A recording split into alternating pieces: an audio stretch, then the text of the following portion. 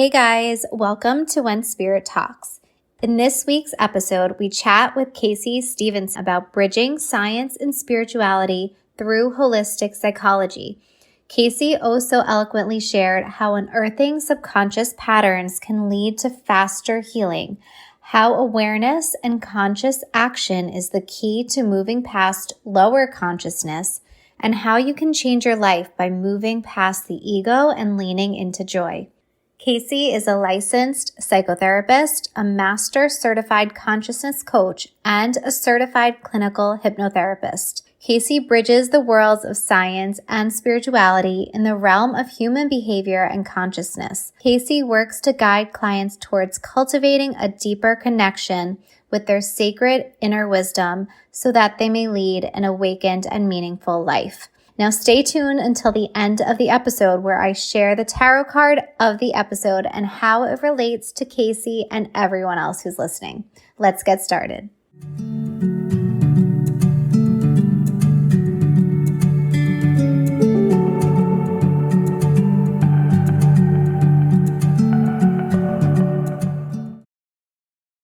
Hey Casey, welcome to When Spirit Talks. I'm so excited to chat with you today. Thanks so much for having me, Stephanie. It's such a pleasure to meet you. So nice to meet you too. And I want to hear all about your journey and how you started this path to become a spiritual psychotherapist. Yeah. As it often is the circuitous path, I didn't necessarily set out thinking that this is where I would end up, but as all good journeys are, this is where I landed. And so it really came honestly from like a time of hardship in my own life, where my life looked completely different than does now. Honestly, it was like challenge, tragedy, strife, complicated, just like my life could not continue to exist as it were before, which was for me, a marriage and the ending of that marriage and a lot of complications, just kind of like learning about myself through that and learning about, relationships and all of those things. And so I went inward really, and I thought, it really was an awakening, right, of a sorts that was not planned, but obviously I was kind of contracted to have. And so I went inward and started doing a lot of inner work, both kind of in the psychology realm, right, with a traditional therapist, but also she practiced in a lot of kind of witchy, magical ways as well, which really resonated with me and was like exactly what I needed at the time.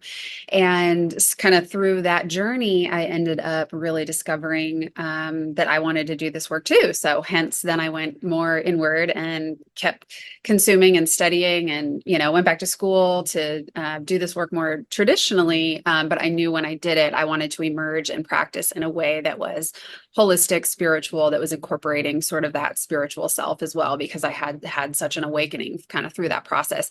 And it never really stops. Like once you start awakening, it's like just, keeps rolling. So yeah. So sort of the higher level, everything, that happened. And then of course, once I got the clarity and the vision that this is what I wanted to do, it just, all happened very swiftly. And yeah. I love how you blend both of those aspects together because I feel like that's not typical. Like, I feel like typically you see a psychotherapist, you do your talk therapy, but I love the aspect of blending both. And I wish I had someone like you when I needed that back in the day, because I'm sure you help so many people. How does a session with you work? What does it look like?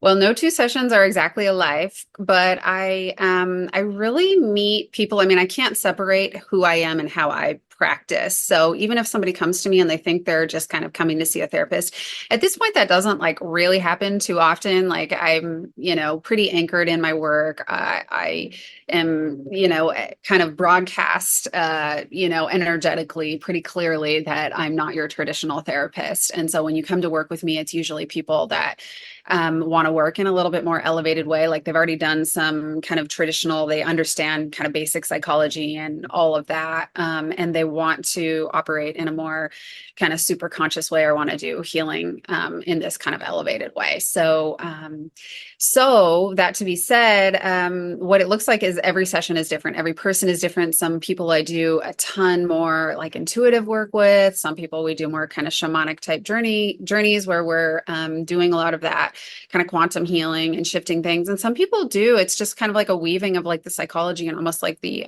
consciousness coaching. And some people do a blend of all of them, right? I don't really prep for my sessions. So I always just show up, and whatever kind of is emergent in that moment is what I think is meant to come through. And so I usually try to like trust and follow that, and allow sort of the energy of the client to just emerge and sort of decide what they want and need. And sometimes, right, I mean, I'll steer it if my sense like is really strong, like this is what we need to do. But it usually is kind of like a little bit of a tootsie roll of all of those things. And so and I tend to work, I mean, I do one-off sessions with people.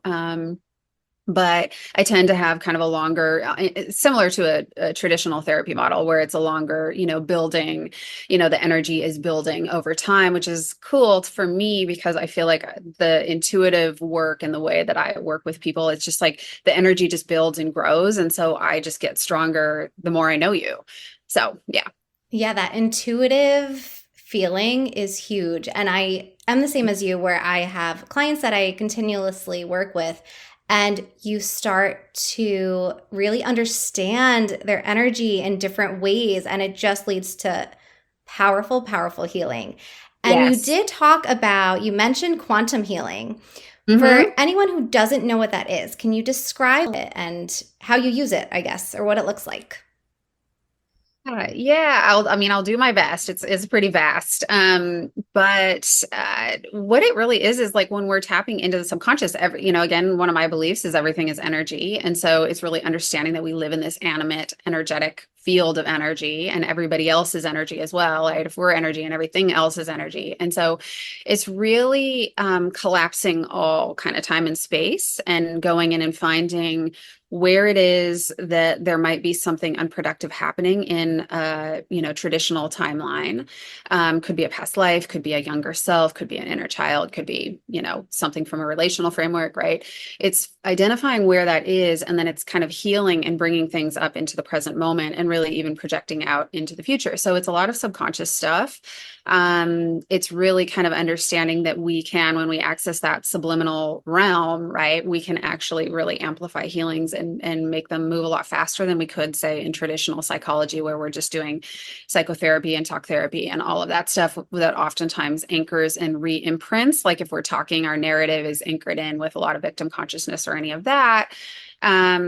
Then what it allows us to do is really kind of unfold and consciously choose what it is that we want to create. And so we can emerge from those sessions and feel like we're having a little bit more radical results, because we're connecting with the deepest parts of ourself, right, going into the subconscious, but then we're also combining that, right, with the quantum field, which is this animate universe that we're all connected to all the time, but we're just not necessarily consciously connecting to it. So the ability then to change and manifest and eradicate patterns that aren't useful for us happens in this real kind of quantum way, right? It's like just there's radical shifts that can happen, which is really cool, and I love working in that way. Yeah, I love, like, I think of it myself as, even when someone comes to see me, exactly how you mentioned. I feel like back in the day, I did my traditional talk therapy, and I did feel like I was stuck in that victim mode. And for me,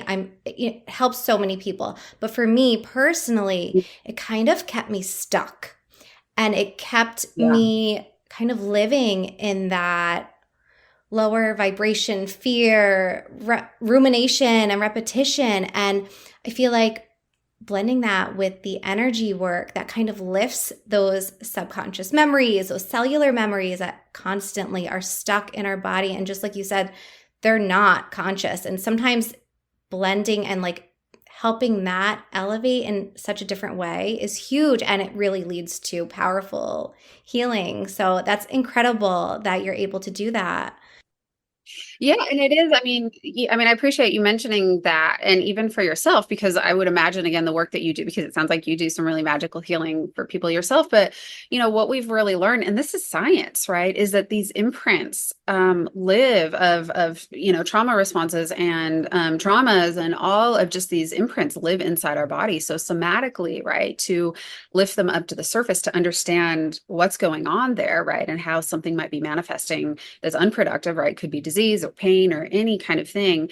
But it's really like a way that we can somatically shift this stuff out of our body, because the imprint, when we're just talking and telling ourselves the same story, and not getting, a higher altitude or like an eagle's perspective on it, it ends up, just anchoring in a deeper way rather than shifting away from it and really transforming. And, probably the work that you do and the work that I want to do with people, right, is transformational, right? It's like shifting beyond that. And so we have to access all those layers of our being, including, like those somatic imprints that live in the body. You put that beautifully. So beautiful Mm. how you talked about the blending of the science and the spirituality. And with people seeking more holistic treatments and ways of improving that well being, what is your number one tip to help people start improving that?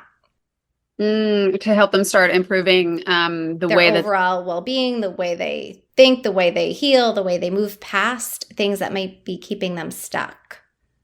I would just say, first and foremost, like a real truism for me is really understanding that awareness is, the root of all true healing. And so, we don't know what we don't know. And so that would be something that was, subconscious or we were not conscious of, right? And so it's bringing into awareness whatever is happening and really taking ownership of, this is a problem and here's what it is, right? And identifying and taking responsibility for that. So I think that is like the number one. And if we all understood how powerful mindset and perspective are, it's really then, if you take, those first components that I talked about, right? This is like self-awareness, self-reflection, the ability to self-witness and really take ownership that there's a problem, then the mindset and the perspective, we can actually do anything with that. We can architect that in any way that we want to, once we can see it clearly for what it is, and we can almost distance or separate ourselves from it. And so typically, right, like the problem isn't us being victims of circumstances. We are victims of perspective. And so we have to take on the awareness so that then we can architect a new perspective and mindset. And from there, anything's possible, right? We can shift literally anything. And it doesn't mean we can eradicate, the problem, but the way that we orient ourselves around the problem is tremendously different from that vantage point. So I would say, first and foremost, that would be the most important thing anyone could do. Yeah, that awareness piece, I say all the time, is huge. I feel like once you become aware of how outside energies are impacting your internal energies, you can then take those steps to try to shift your energy and then shift the external. So it's like that cycle, that beautiful cycle. Yeah, which is sort of like the spectrum of victim consciousness on this end, this pole, right? And empowerment, right? It's like really taking on, like, how do we live in an empowered way no matter what? And if we do that, then, like nothing is going to go past us, right? Like we really, I mean, that's the way I want to live all the time, right? So really identifying that as quickly as possible, and then embodying that full, empowered self. I think that's really the key to everything. And then when we do that, right, to maybe even add like a third layer for people, is just applying the conscious right action, because I also think a lot of pain can happen when we take on the knowing and then we get stuck sort of in this stasis of not taking the conscious right action with that. So if we've have the awareness and then we shift the perspective, but we haven't really taken the conscious right action that we would need to do to transform, that's really where transformation takes place, right? Because it can be really painful to be stuck in this liminal space, right? And so that's I would say maybe the third piece, just like that's the equation right there. Like you apply that to anything and you're going to be golden. Do you feel like in your work there's one main theme or limiting belief that prevents people from taking that conscious action? I mean, if I had to, and it might sound simple, but if I had to Mhm. distill it down, it's just like, where in your life are you holding on to a victim consciousness? And by the way, it doesn't mean that you weren't victimized. It doesn't mean that something traumatic or tragic or any of those things didn't happen to you. That's real. But what is the perspective that you built? What is the belief system that you built about yourself and about the world as a result of that? And so I would say that can apply. I mean, I wouldn't say there's any one specific arena that happens in, but we all have places. I mean, I still have places, right, that I may not even know, right, because they haven't emerged yet. Recently, that I would hold a victim consciousness. And really, it's like every time that happens, it's just our responsibility. The best way that we can handle that is like, okay, man, I'm feeling really triggered by this. I'm feeling really victimized. Ooh, that was super offensive to me. How do we, instead of looking outward and blaming, how do we look inward and say, why am I a match to this? Why is this so activating for me at this time? And if I look at what's activating, then I probably am going to garner some information from somewhere in my timeline of my past where I've felt this before. And it's just a resonance that's surfacing for me that I can understand and evaluate, that I wasn't in the time that I experienced it before. Maybe I didn't evaluate it with a conscious perspective or with this like just a conscious perspective. I didn't evaluate it in that way. And so it's really living unhealed somewhere inside of me. And so how do I sit with this differently than I ever did?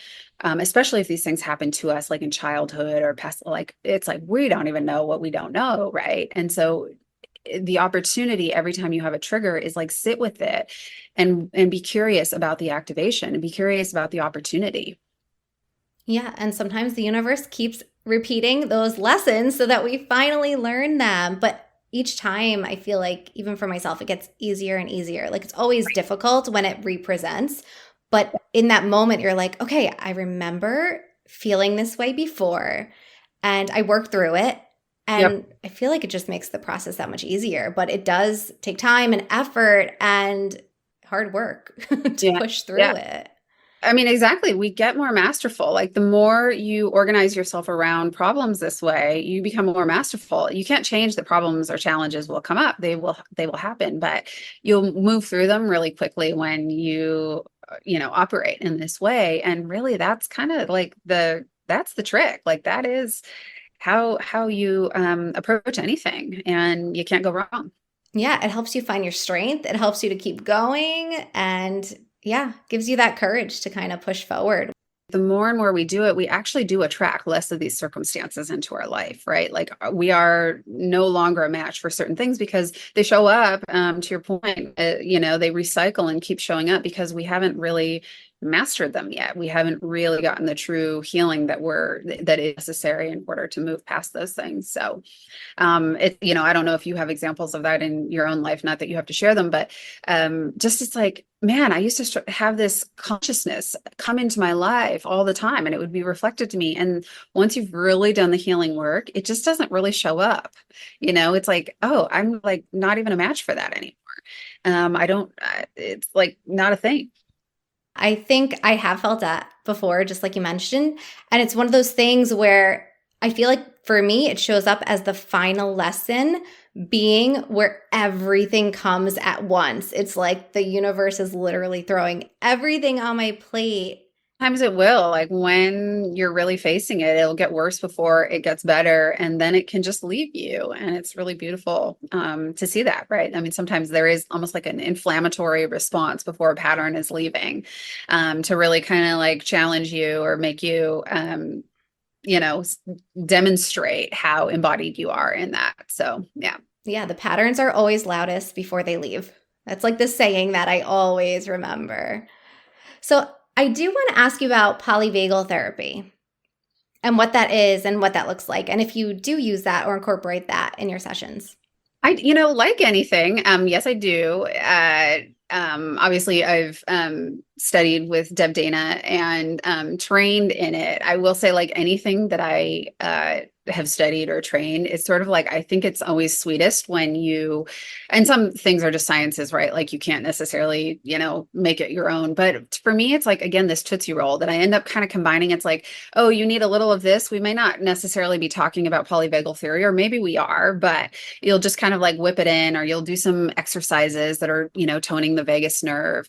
And you don't necessarily discuss, in depth, like what the theory or philosophy is behind it. But so I think it's just sort of like all the things that I have ever studied or learned are thrown into a big, melting pot, and I use them all. And I don't even necessarily like consciously think about it all the time. And then you add in your own blend of just like who you are and your own magic and your own medicine. And I think, when we practice in that way, that's where we get the sweetest medicine. So it's not necessarily this like application, right, of somebody else's theory, but your own kind of interpretation of it. So all of that being said, and that's how it is for everything that I do. I just sort of show up in that way. But really polyvagal theory is great because I think, right, because so much of just understanding how somatically, again, we need to release things from our bodies, and there are trauma responses and imprints, again, that we hold inside of ourselves, and the way that our nervous system adapted and responded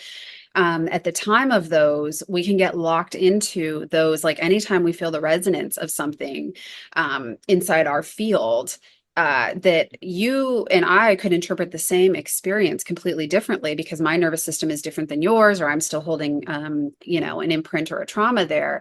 What's really valuable about the polyvagal theory is really looking at the vagus nerve that really is connecting through our central nervous system down into all of our organs, and it gets off kilter. Like, I mean, especially this day and age, I feel like we are all so kind of dysregulated. There's so many things that have imprinted us in these traumatic ways that we aren't even really conscious again of. And so our bodies are operating in these like massive trauma responses all the time. And we don't even know it. We think it's normal. Like we think this is who we are. So what's really cool about the polyvagal theory, an example of that too, is when I remember, it's been years since I've done this training with Deb Dana, who's one of the developers of the theory. But she said, and I'll never forget it because it was just like, oh, it's such a great example. She got done kind of lecturing this one particular day, and then she said, all right, and after the break, and we were taking a break, and she says, all right, and after the break, we're going to have a dance party after, you all get back, and this is what we're going to do or whatnot. And what's so funny about that for me, if you know me a little bit, is some people are like ecstatic about that. They're like super excited. When she said that, it's really noticing like the subtle nuance of what is happening inside my body when I heard that. Because for me, a dance party with, hundreds of people, like, is not something that lights up my nervous system. I like think like, oh my God, how can I not come back from the break? Like, how can I like into the back of my seat? I'm like, this sounds awful, right? And of course, again, this was years ago. I'd probably be a little better sport about it now, again, because there's been some healing about that. But it's just, again, like when there's a stimulus, it's really identifying what's happening in everybody's nervous system. And so for me, if I have a pattern of shrinking, right, or having my nervous system shut down when I hear something that could actually be really joyful and happy for somebody else, I hope this is not too much of a, outside the box example, but it's like, wow, that's really fascinating that some people are just already standing up, dancing, and they're like grooving and things is so amazing. And that's beautiful, right? But it's really, I like these little examples that she would give, that it's like, oh, it's really illuminates how there's lots of people who would respond just like I would, but there's lots of people who would respond differently. And so it's identifying what, again, is the trauma response that your vagus nerve is connecting, and how do we move in to heal that? And so, again, there's lots of exercises that are all about toning the vagus nerve and identifying that this nerve is really communicating and shutting down. Like my brain hears the stimulus, like I hear this input, hey, we're going to do a dance party. And what my body then does is it starts collapsing, right? It starts thinking like, oh my gosh, how can I hide? I'm shutting down. I don't want to do this. Maybe if everybody else stood up and danced, maybe I would still sit in my seat or something like that, right?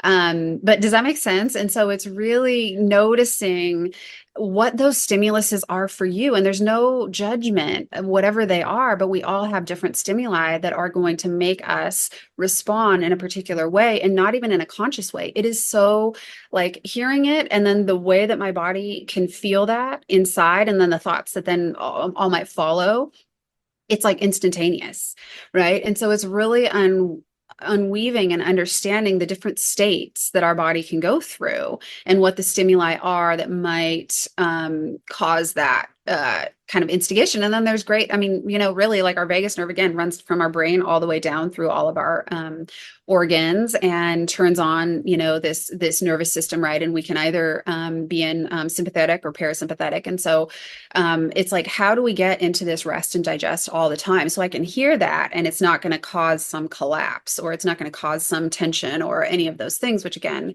are so subtle, they're so subconscious, but they're powerful nonetheless, and they're informing how we're walking through the world, and how we all have just different experiences. And so toning, which we can do in lots of different ways, so many different exercises that again are science based, but they're really just activating this nerve that's really communicating to the body, because what my body was feeling in some way, for instance, even with the dance party, if you can imagine that, and I'm sure lots of people can, is this isn't safe. This is scary. You are going to be judged. Like, you're not very good at dancing. Oh, you're going to look silly, or you're going to look whatever that is. And so it's a fear response that moves through and starts thinking like, how do I get away from this? Right? How do I shut down? How do I disappear? How do I whatever it is? Right? And I loved that example that she gave, and that's why I repeat it again, not to go so into detail about it, but because really, like, a lot of people would look at that and think, you know this is a happy thing, right? It's not necessarily a traumatic or trigger, like universally everyone would not agree that that would be cause this response, but a lot of people can imagine how that would feel, if that makes sense, right? So then it's just, how do you do the work to recommunicate to your body, and the vagus nerve, because it is directly connecting the brain and the body, which are, again, this is like an unconscious automatic response that's saying we're in danger, but it's really toning that nerve, consciously allows you, and doing exercises to recommunicate, like, you actually are safe. It's not dangerous to have a dance party, right? It actually could be fun. So it's retraining the nervous system in that way. Does that make sense? Yes, the story I think is so helpful in illuminating that whole topic. And I would have been the person just like you who shrunk and started freaking out, sweating, shaking internally, like feeling that energy in my heart and in my solar plexus. So I get it. And I'm sure so many people do, especially for those sensitive and empaths. So yeah, it makes a lot of sense. And for me, the thing that helps for me, first of all, I love Reiki. So I'm always on the down low, like doing that. But I feel like the breath is also like really important, because a lot of times when we are stuck in that fear mode, even like you said, if it's not an imminent threat, but your body is taking it as that, just reconnecting with your breath for me helps me kind of self regulate in that moment. Which does, by the way, because this is, I mean, like, our vagus nerve runs all the way down through this channel. And so to activate that through breath, I mean, there are, more kind of silly ways, right, of toning the vagus nerve that or be louder, but we can all breathe and bring in more conscious breath down through our body. And you are toning the vagus nerve when you do that, especially, I mean, there are breath work, I mean, you can go deep into breath work, you can just, be more mindful about your breath, and it's all toning the vagus nerve and really consciously connecting again this impetus that feels like you are unsafe, like actually you are safe. And so challenging and questioning, like, are you safe? Are you really in danger? Because your body is giving some alert that you are in danger and you're not. And so how do we eradicate that way of expressing, right? That is, again, automatic, and it's just in the nervous system, to really recalibrate where that's gone offline, or where there still is a trauma that needs to be healed, that we're getting a mixed signal about that. Is there something our listeners can do at home to start the process of finding more joy and peace and self empowerment? Well, I mean, I think number one, I always come back to this, but again, mindset and perspective. And so if you decide you want to have more peace, or more peace and empowerment and joy, right? I like combined all of those words, sorry. Um, if you decide that you want to have that, then it's just really kind of setting your mind to identifying, right? It's like this reticular recognition that, what you believe, you will see. And so be mindful of what your perspective and your mindset is. And if you want to draw in more joy or peace or empowerment or any of those things, you choose the consciousness that you want, and maybe just focusing on one and getting really masterful at that, and then bringing another one, and then bringing another one and another one. It really is okay. Well, if I just focus on joy, like we could even do that with our breath. Like I'm going to literally breathe in joy. I'm going to breathe it in. I'm going to connect to the consciousness of that's somewhere outside of me, that feels like it's not inside of me, in at least in the proportion that I want it to be. I'm going to breathe that in and put my attention on the consciousness of joy. And I can literally breathe it in and fill myself up with it. And the more you set the intention that this is the perspective I want to have, is I want to have a more joyful perspective, or I want to have more joyful experiences, then we start to, and this is kind of the recognition, the reticular recognition, is whatever you believe, you will see. Whatever you believe is true. So if you believe that there is more joy out there for you to experience, then now I'm going to start looking for it in the world around me. And instead of focusing on, and it will really tell you like what your perspective is what do you see the most? What do you experience the most? Well, that is what is in abundance inside your mind, it doesn't mean it's what's in abundance in the world. It's what's in abundance in your mind and your perspective. And so if you don't like whatever is abundant inside of you, right? If there is victim consciousness, or poor health, or pain, or you name it, right? That is a lower consciousness, and it's painful, and it's not making you happy in some way, then how do you identify, well, what is the antidote to that? What would I like to be experiencing more instead? And I'm actually probably more of a match for these lower frequencies than I am for these higher frequencies. And so how do I start looking for examples of that? And it might seem really simple, right? But just, that's how I would start, is just, whatever you believe, you will see. You will find evidence. And the ego does this, by the way. I mean, if we boil this down to psychology, not that, people don't already know this, but the ego does this because it wants to validate. It wants to confirm. It has this confirmation bias that it wants to validate inside the mind. And so if I have a perspective, although albeit a wounded one, right, albeit kind of an unhealthy one, of seeing, victimhood or being victimized, right, then I'm going to see evidence of that all around me. And what that does is it has this confirmation bias with my ego and my mind that says, oh yeah, that belief that you have, you're right. You are right, because we want to feel like we're right. And so really it's identifying like what is it that we're associating with, and disassociating ourselves from those things that we don't want to identify, and really identifying, like, again, joy is a beautiful one. And I would argue like this magnificent consciousness, right, that most people don't really have a direct, relationship with in a meaningful way. It's can be a hard one to access.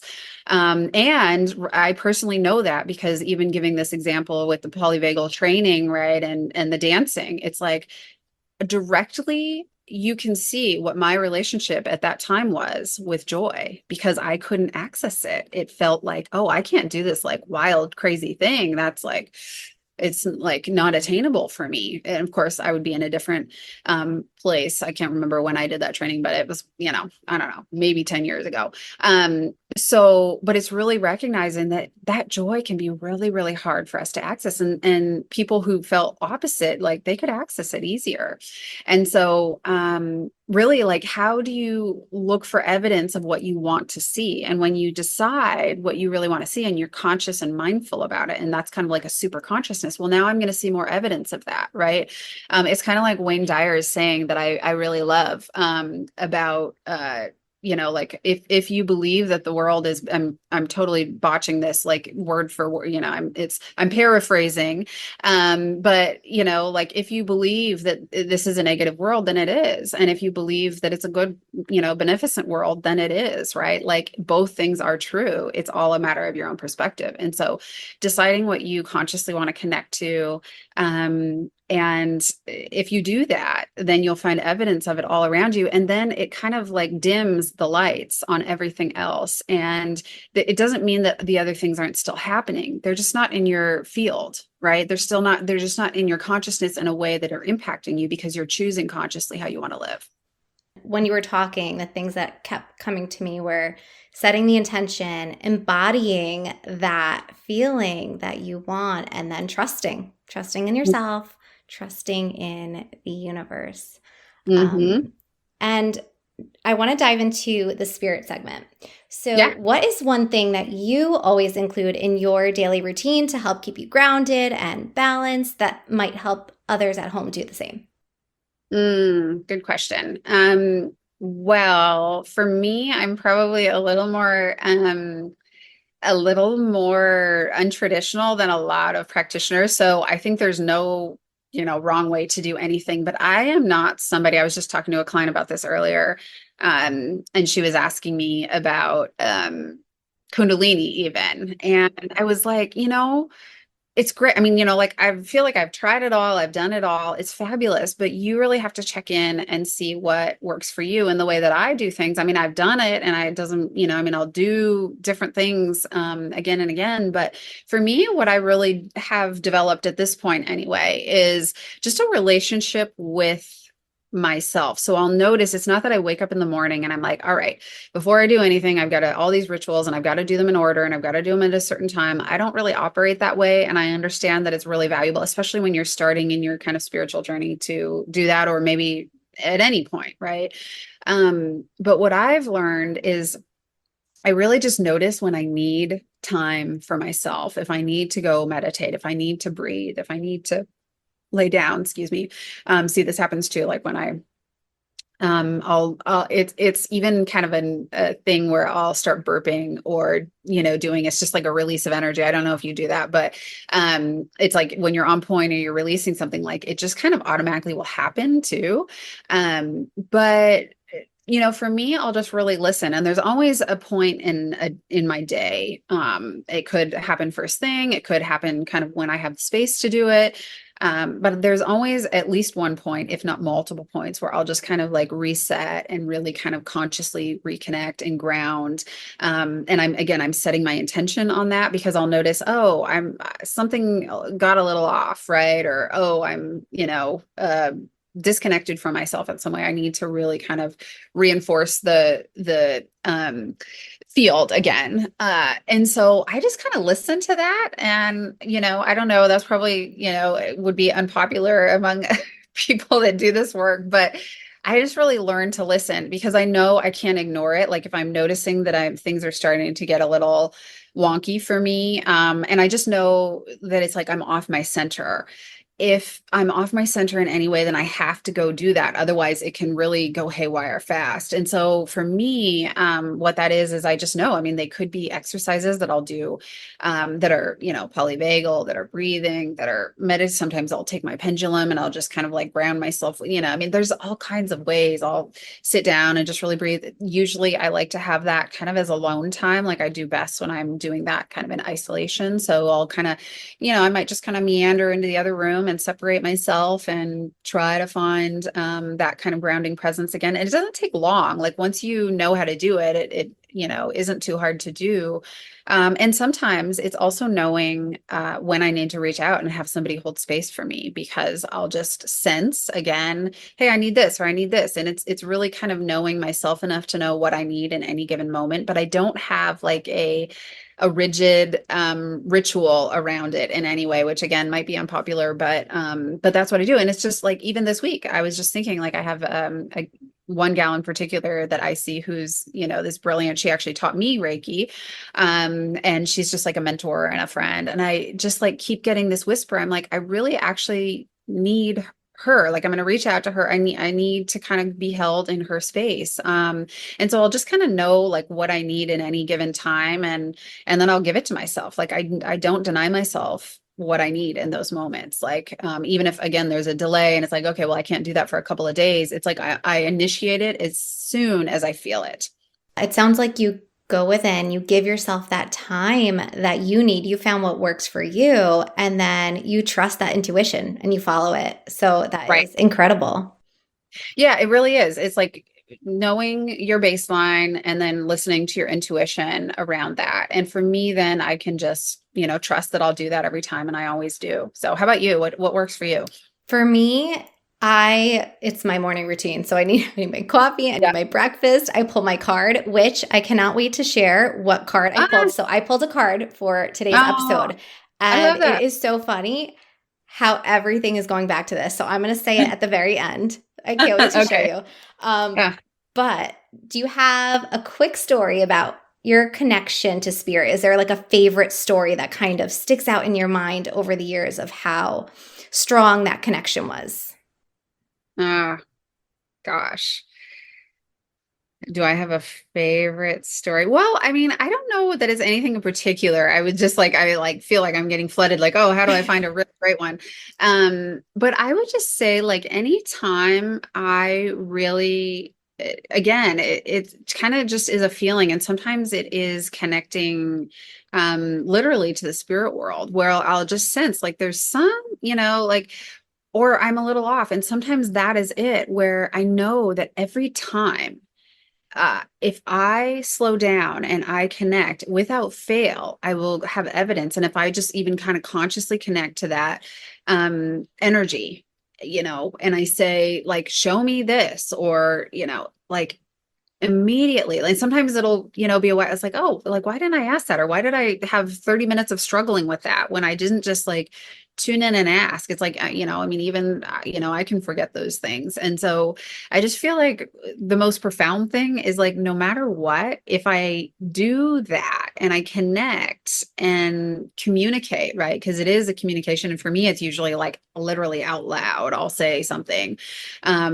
It's just more potent for me, but also I don't know, like, I'm used to talking to myself, what seems like talking to myself, right? Like out loud, when nobody else would imagine that there was anything, it's just like pretty normal.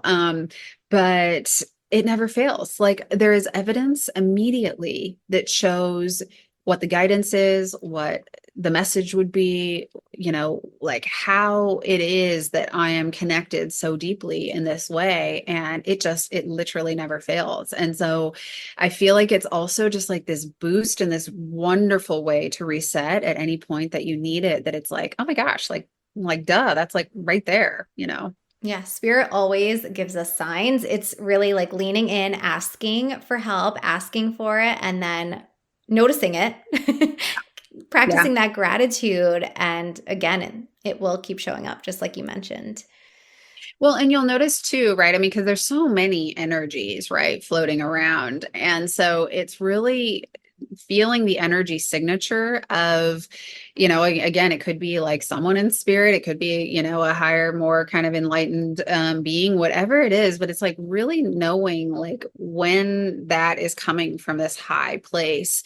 And it's really easy to differentiate, right? And so learning to trust that, and then remembering, right, in moments all the time, right? I mean, we should be doing it all the time, but in moments that we might be feeling something right off our center in some way, it's like, oh, I actually have this like mega tool that I can use. Like, why would I not be jumping right into that? So In times of stress, I feel like that is the moment to do it. And often that's the moment when we forget to do it.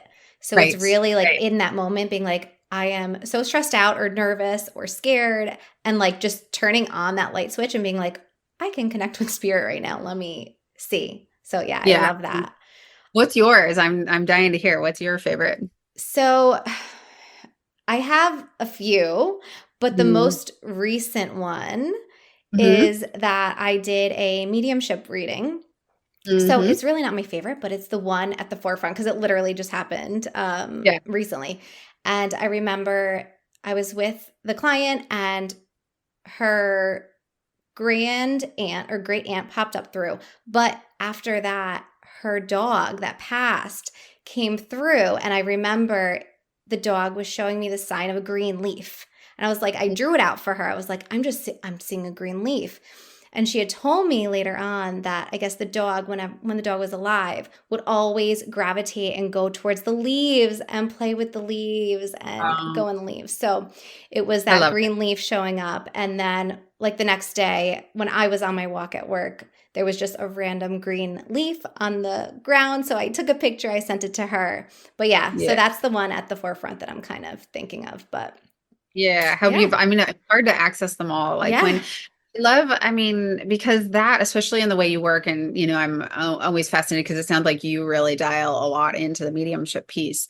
Um, in your work, right? Whereas, like I access that, but I certainly don't broadcast that. And for me, it's more random. It's nothing I've ever studied or anything, but it's like sometimes it just presents itself and you just have to like go with it. And just like, I don't know why I'm getting this. I don't know why, what I'm, I don't even know what this energy, so for me, I'm far less evolved in it than you are, but what I think is so cool is just that trusting what you're getting and being willing to say it, however random or silly, right? And letting that unfold for people in a way that, maybe they'll resonate with it immediately and maybe they'll, figure out what it means. But it's like, if it's coming through, there's a reason, and just trusting to say it, no matter how wild or, whatever that seems. So, yeah. I just got chills all throughout Mm, as you were talking about that. So that is a sign confirmation. And you're right, because even for me, when I'm in it, like the messages are not for me. I'm mhm, just channeling them. So I often don't have any idea what they mean. Sometimes I do, but it's mhm. it's about trusting and expressing it and letting them sit with it and seeing, how it resonates. And it always ends up resonating somehow. But yeah, the beauty is in them trying to figure it out and piece it together. Yeah, rather than you interpreting it or trying to project any of your own meaning, right? Because that would just like convolute it all. So it's really yeah, it's so cool how that can, yeah, beautiful. And what is one final piece of advice you have for listeners? It could be a word to focus on, a emotion, a feeling, something to focus on that can help improve their spiritual well-being. Well, maybe like in the spirit of just our into the kind of totality of our conversation, maybe joy, maybe there's something with joy, right? That I feel like I know I'm always kind of seeking and leaning more towards like, okay, it's a struggle to move from whatever the opposite of maybe a little stoicism or control, right? More towards joy. So maybe it's just really like, how do you breathe in the energy consciousness of joy and embody more of that in your life, if that resonates and if that's something that you are seeking. I know it's something that I'm for sure seeking, and I feel like I'm more and more able to like embody and take on that consciousness, right? And it's a state I want to live in more and more. So I yeah. love that. Finding our joy. Yeah. It's beautiful. And where can our listeners learn more about you? Well, you can go to my website. And my name is Casey Stevens, or my website is shrinkbigger.com. And so you can, read lots more there if you like. And I post things like this when I do podcasts. And so people can kind of have a free sampling of, who I am and what it's like to work. And there's also a newsletter you can sign up for. And I send out, again, things like this, free information, meditation, stuff like that. And so that's also a way, or you can find me on Instagram at Shrink Bigger too. Okay, you ready for the big reveal for our Yes. card? Okay, Yes. here we go. I'm going to do it slow. So it's the Hermit, which is all Um, about introspection. So I know you brought up like going within, like yeah. finding that intuition, listening to it, and like Mm. diving deep, just quiet time, solitary time within yourself is what really the Hermit represents. Oh, beautiful. Yep. It's, I mean, it really is, right? This journey, like so often we focus on everything outside of us, but everything happens when we turn within. And so I absolutely love that. And man, have I had years and years and years of my life that were just like the inward hermit journey. And I really think that, you have to go in that way really to emerge, right, in a more brilliant, elevated, illuminated way. So how lovely. I love that. Oh, I'm so glad. And it was so lovely to have you. Thank you so much for joining. Likewise. Thank you for having me.